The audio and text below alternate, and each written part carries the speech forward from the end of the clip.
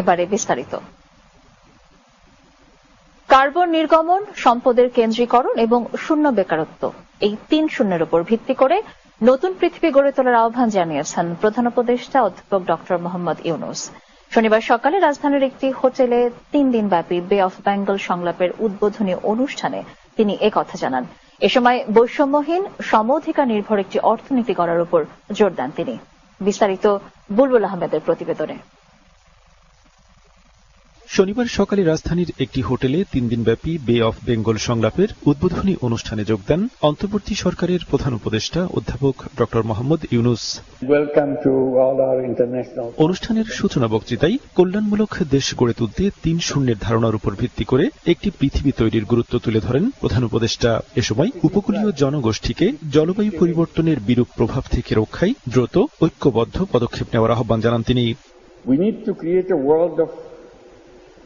3 zeros: zero net carbon emission, zero wealth concentration by introducing social business to solve people's problems rather than maximizing profit, zero unemployment by turning young people into entrepreneurs.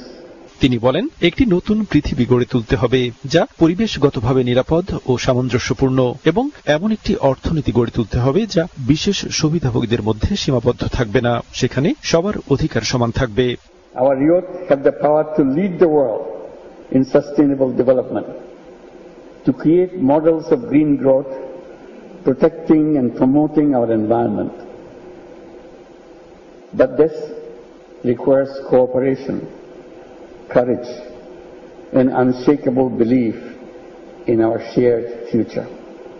এ সময় জুলাইয়ের ঐক্যবদ্ধ শক্তি ইতিহাসের গতিপথ পরিবর্তন করেছে মন্তব্য করে জাতির কল্যাণে আগামী দিনেও সবাইকে ঐক্যবদ্ধ থাকার আহ্বান জানান প্রধান উপদেষ্টা। Bring down a fascist regime which ruled the country for last 16 years.